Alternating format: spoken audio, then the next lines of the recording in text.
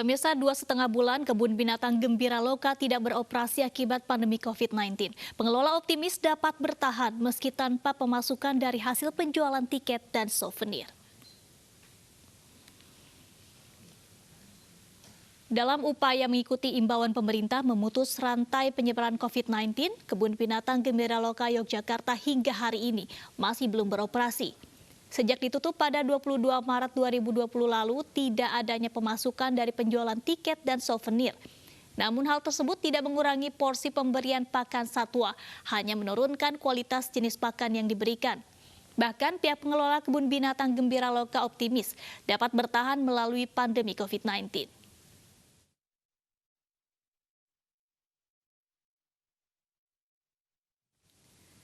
Lantas apa saja yang disiapkan pengelola kebun binatang jelang pembukaan nanti? Kita sudah terhubung dengan Anissa Rizkia di Yogyakarta. Anissa, seperti apa persiapan kebun binatang Gembira Loka saat ini? Ya, Danis dan juga pemirsa, saat ini saya tengah berada di area zona mamalia di Kebun Binatang Gembira Loka. Memang tidak terlihat adanya kunjungan karena memang sampai hari ini Gembira Loka masih ditutup atau masih menunggu keputusan dari pemerintah terkait pembukaannya kapan. Nah, untuk mengetahui pemeliharaan dan juga persiapan yang tengah dilakukan oleh pihak pengelola kebun binatang, saat ini saya bersama Dr. Berta selaku Kepala Bidang Kesehatan Satwa.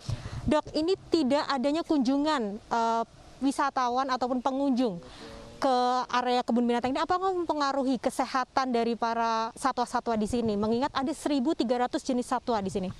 Iya, secara keseharian mereka tidak terpengaruh sama sekali tentang ada atau tidaknya pengunjung. Cuma di satwa-satwa tertentu memang ada perilaku yang tidak seperti biasanya. Jadi memang harus ada lebih ketelitian dari teman-teman kiper untuk menggantikan itu dengan enrichment yang harus diberikan untuk kesibukan satwa tersebut.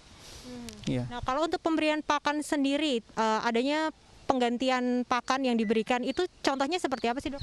Iya, untuk penggantian pakan kita pakan utamanya untuk kebutuhan nutrisinya kita tidak kurangi sama sekali, tetap untuk kebutuhan dasar tetap dia dapatkan. Cuma untuk pakan variasi, pakan tambahan seperti misalnya kita menggunakan apel yang grade-nya tertentu kita turunkan dengan harga yang lebih murah seperti itu, ataupun diganti dengan buah yang lain yang kandungannya hampir sama seperti itu. Jadi nutrisi mereka pun juga sama ya, Dok, ya? Tetap terjaga nutrisinya, untuk nutrisinya tetap terjaga, nutrisinya sama dan tidak ada yang dikurangi sama sekali di kita. Nah, terkait jelang new normal ini, untuk pembukaan kebun binatang Gembira Loka ini rencananya akan dilakukan kapan, Dok?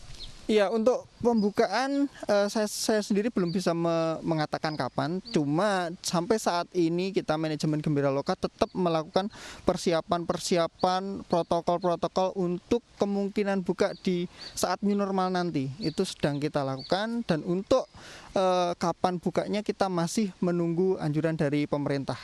Baik. Seperti itu. Terima kasih, Dr. Berta. Dan itu tadi perbincangan kami dengan Dr. Berta yang menjelaskan bahwa saat ini memang kesehatan maupun kebutuhan pakan di Kebun Gembira Loka saat ini masih aman. Demikian laporan sementara dari Kebun Binatang Gembira Loka. Kembali kepada Danis yang ada di studio. Baik, terima kasih Anissa Rizkia melaporkan situasi terkini langsung dari Kebun Binatang Gembira Loka. Selamat kembali bertugas. Pemirsa, gelombang kedua COVID-19 terdeteksi di pasar induk Beijing, Cina. Informasi selengkapnya usai jeda berikut, tetaplah bersama kami.